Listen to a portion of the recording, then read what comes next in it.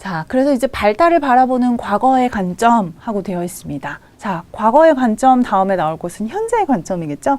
그래서 이 과거 내용을 보고, 아, 예전엔 이렇구나. 아, 그러면 이제 최근에는 바뀌었겠네? 이렇게 선생님들 충분히 미루어 짐작하실 수 있을 것 같아요.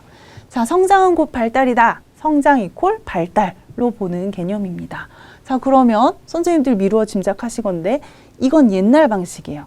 지금은 성장과 발달이 동의어가 아니다 라고 하는 거 제가 말씀드리겠죠? 그거 이해하시면서 봐주시면 되겠습니다. 성장이라는 표현이 나왔어요. 그래서 성장의 개념과 의의 부분 짚어보겠습니다. 이 성장은 한 번씩 기출문제에 자주 나와요. 이 성장 자체를 질문하는 문항이 많이 나온다라기보다 보기 문항 중에 성장에 대한 내용들이 이제 살짝 스며들거든요. 그래서 개념 정리는 좀 꼭 같이 해보면 좋을 것 같습니다. 성장이라고 하는 것은 크기의 증가, 기능상의 이런 향상, 아까 말씀 잠깐 드렸는데 플러스적인 거를 생각하시면 돼요. 보통 성장은 이런 내용인 거죠.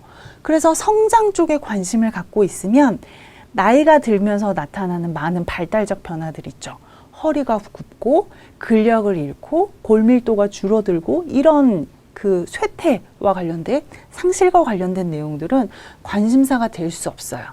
뭐 여기 지금 제가 말씀을 드렸는데, 그래서 성장 쪽에 관심을 갖고 있는 사람들에게 있어서 인간 발달은 생애 전반기만 재미있어요. 어린아이들은 보세요. 어제 분명히 누워만 있었던 애가 오늘 뒤집기를 했어요. 어제까지만 해도 뭐 잡고도 못 서던 애가 열심히 노력해서 뭔가 식탁 다리를 딱 붙잡고 막 다리를 부들부들 하면서 서요. 이런 거에 대해서만 굉장히 환호를 하는 거죠. 아, 굉장히 양적으로 많이 성장했기 때문에 그러합니다. 그래서 이런 과거의 관점에서는 이제 뒤에 이어서 설명을 해드릴 텐데, 영아기에 관심이 많았어요. 어제와 다른 오늘, 지난주와 확실히 성장하는 이번 주, 이런 관점이기 때문에 그런 거죠.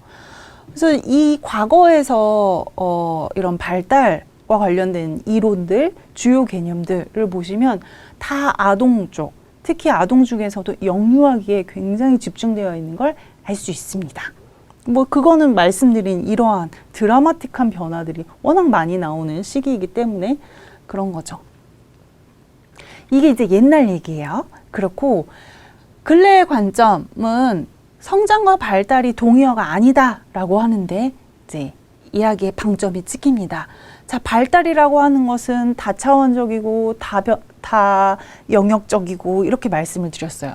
그래서 발달이라고 하는 것이 갖고 있는 엄청난 큰 개념 중에, 정말 큰 개념 중에 성장도 여기에 하나 들어가는 거예요. 선생님이 어떤 의미인지 아시겠죠? 그렇지 않고서는 보세요. 그렇게 발달론자들이 그렇게 예전에 열광했었던 영유아기는 너무 짧아요. 그런데 우리가 지금 100세 시대를 사는데 인간이 고작 2년, 3년 뭐 이때 다 성장하고 혹은 뭐 20세 미만 이런 20년 동안만 성장한다면 100세 시대의 나머지 80년의 삶은 뭐냐는 거죠. 설명이 안 돼요. 그렇죠? 그런 예전 관점에서의 노년기 발달이라는 표현은 어색한 표현일 수 있죠. 이렇게 해서 실제로 기출문제의 보기가 제시된 바 있습니다. 이건 옳은 설명이에요. 그렇죠?